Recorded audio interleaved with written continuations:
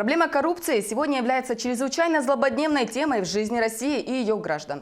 Коррупционные проявления встречаются не только в государственных и муниципальных органах власти, но и в иных сферах, включая коммерческую. Что такое конфликт интересов? Как избежать нарушения антикоррупционных норм? Что делать, если у вас вымогают взятку? Эти и другие вопросы мы сегодня обсудим с прокурором отдела по надзору за исполнением законодательства о противодействии коррупции прокуратуры Республики Саха-Якутия Евгенией Акимовой. Евгения Васильевна, здравствуйте. Добрый день. Для начала давайте поговорим о том, каковы главные признаки коррупции. Коррупция – это достаточно сложное социально-юридическое явление. А под коррупцией понимается использование должностным лицом своего служебного получения для личного обогащения, либо для обогащения третьих лиц. Именно корысть отличает коррупцию от других должностных преступлений и правонарушений. На днях было возбуждено уголовное дело в отношении главы города Якутска и заместителя главы города Якутска и руководителя строительной компании. В СМИ дается разная оценка действиям руководителей. Что считает прокуратура? Обосновано ли возбуждение дела? Прокуратуре республики дана оценка, проведена проверка факту возбуждения данного уголовного дела. Оно является возбуждено законно и обоснованно. На сегодняшний день этот факт имеет место быть. А что считается взяткой и что не является таковой? Под понятие взятки подпадает коммерческий подкуп должностного лица. То есть помимо денежных средств это может выражаться и в иных материальных благах. Например, предоставление земельного участка по сниженной арендной плате, либо предоставление суды по заниженным процентным каким-либо ставкам. То есть это не обязательно денежное вознаграждение, это может быть и иное. А подарок школьному учителю или врачу можно считать взяткой? При даче взятки отсутствует безвозмездность, то есть факт дарения обязательно подразумевает под собой какое-либо получение выгоды для лица, его дающему. Эта корость, наличие корости и отличает само дарение от, допустим, дачи взятки. А что делать в том случае, если вымогают взятку? В том случае, если такое предложение поступило, необходимо внимательно выслушать условия, которые перед вами поставлены, запомнить размеры и суммы, которые оговариваются, сроки и место ее передачи. Также нужно уточнить гарантию выполнения данным лицом своих обязательств, замены взятки. Да? Постараться также перенести момент передачи взятки на другое время, назначить хорошо знакомое вам место, а затем необходимо уведомить об этом правоохранительные органы, а также можно обратиться в прокуратуру республики. Вот как раз об этом я хотела с вами поговорить. Какие есть механизмы защиты граждан в случае коррупции? На сегодняшний день законодательством предусмотрен особый порядок защиты прав граждан, которые сообщают о фактах коррупции. Например, установлено такое правило, что при рассмотрении вопроса о применении к лицам, которые сообщили о фактах коррупции, рассмотрение вопроса о привлечении их к ответственности либо увольнении к специальной комиссии по соблюдению требований к служебному поведению, а также возможность участия в таких заседаниях прокурора. У нас уже имеется практика, когда прокуратура препятствовала увольнению лиц, которые сообщали о фактах коррупции. То есть эта практика применяется везде. Ну а также по заявлению лица ему может быть предоставлена государственная защита как участнику уголовного дела.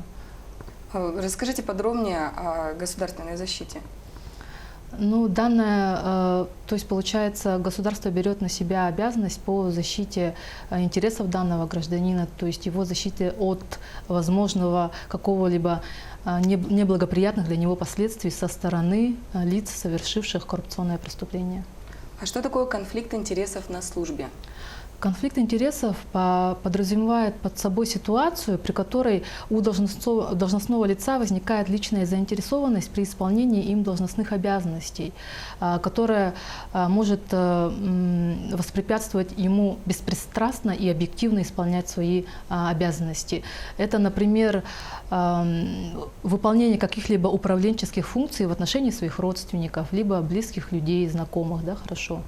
У нас такой пример был, проведена была проверка в Чурапчинском колледже, было установлено, что руководитель данной организации трудоустроил своего родственника, который не отвечал квалификационным требованиям на должность и содействовал его дальнейшему карьерному росту. По данному факту было внесено представление в адрес Министерства образования и приняты соответствующие меры в отношении данного лица. Если такой конфликт возникает, что должен делать сам служащий? Во-первых, необходимо незамедлительно уведомить о наличии конфликта, либо о возможности его возникновения своему непосредственному работодателю, для того, чтобы им были приняты к урегулированию данного конфликта. Либо же служащий может заявить самоотвод, отстраниться от исполнения этих обязанностей, для того, чтобы пресечь получение какой-либо выгоды им в данной ситуации. Сейчас такой очень обширный вопрос. Скажите, какая ответственность предусмотрена за факты коррупции? За факты коррупции предусмотрена ответственность уголовная, административная, дисциплинарная, гражданско-правовая и материальная. Субъекты правонарушений могут быть привлечены к уголовной, к административной, материальной и гражданско-правовой ответственности, а к должностной может быть привлечено уже должностное лицо. К дисциплинарной ответственности может быть привлечено должностное лицо. Но у нас в республике наиболее распространение имеет административная практика. Скажите, за какие правонарушения можно такую ответственность получить? К административной ответственности привлекаются граждане, должностные лица, юридические лица за нарушение специальных требований трудоустройства государственных муниципальных служащих, а также лиц, замещавших ранее данные должности. А также юридические лица в тех случаях, когда они от имени юридического лица, либо в интересах своего юридического лица передают денежные средства, ценные бумаги и другие материальные блага иному должностному лицу, либо представителю коммерческой организации. Какие меры следует предпринять работодателю, чтобы не допустить таких нарушений? Работодателям при приеме на работу бывших государственных, муниципальных служащих необходимо внимательно изучать документы, которые предоставляются человеком при поступлении на службу. Необходимо обратить внимание, если в трудовой книжке указано, что человек занимал государственную гражданскую, состоял на государственной гражданской службе, входит ли занимаемая им должность в установленные перечни. Если данная должность входит, то необходимо обязательно в течение 10 дней направить соответствующее уведомление в адрес бывшего работодателя. У нас имеются неоднократные факты нарушения данных требований. Прокуратура республики по результатам проведенной проверки к административной ответственности было привлечено юридическое лицо. Это управление федеральной дороги Вилюй за то, что они не направили уведомление в 10-дневный срок в адрес бывшего работодателя, государственного служащего, и был назначен штраф в размере 50 тысяч рублей. Каковы основные ориентиры прокуроров в сфере противодействия коррупции? В поле зрения прокуратуры остаются вопросы соблюдения федерального законодательства, проведения антикоррупционной экспертизы нормативно-правовых актов, а также уголовное преследование коррупционеров. И очень многое делается для того, чтобы обеспечить прозрачность доходов и расходов муниципальных и государственных служащих. Каждый год проводятся большие декларационные кампании, которые также находятся под надзором прокуратуры, проводятся проверки. Например, проведенная проверка в управлении государственного жилищного надзора были установлены факты предоставления 3 государственными служащими недостоверных сведений о доходах. А как взаимодействуют органы прокуратуры республики с органами государственной власти, органами местного самоуправления, контролирующими и надзорными органами в вопросах противодействия коррупции? В вопросах противодействия коррупции органы прокуратуры республики всегда взаимодействуют с органами местного самоуправления, им оказывается методическая помощь, проводятся, соответственно, проверки, проводятся семинары, встречи, организуются какие-то лекции. То есть разъяснение законодательства с участием муниципальных служащих и государственных служащих на постоянной основе практикуется прокуратурой. Также при проведении проверок с контролирующими органами, с правоохранительными органами в том числе, взаимодействие достаточно тесное. Как пример можно привести проверку, проведенную с прокуратурой республики совместно с антимонопольной службой.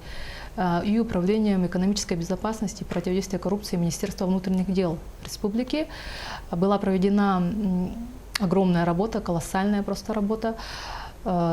Изучена документация в больших объемах и доказан факт действия на территории республики картеля при закупке лекарственных средств и медицинских изделий для нужд медицинских организаций. И при этом также было установлено, что как картель также и взаимодействовал с медицинскими организациями.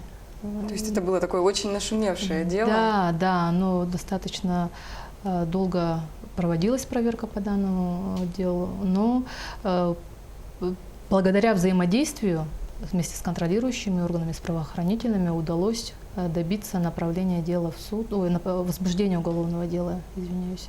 То есть это очень Да, такая по большая, материалам нужная работа проверки. была проделана? Да, да. И мы также тесно взаимодействуем с управлением при главе республики по противодействию коррупции, коррупционным правонарушениям. Организуются совместные проверки. При проведении наших проверок мы привлекаем специалистов управления при главе по противодействию коррупции. Ну а также нами обеспечивается постоянный обмен информацией, организуются встречи, совещания. Надеемся, что эта работа будет плодотворной. Спасибо вам большое. Спасибо. А я напомню, это было актуальное интервью. Сегодня мы говорили о борьбе с коррупцией с прокурором отдела по надзору за исполнением законодательства о противодействии коррупции прокуратуры Республики Саха-Якутия Евгенией Акимовой. До встречи в эфире.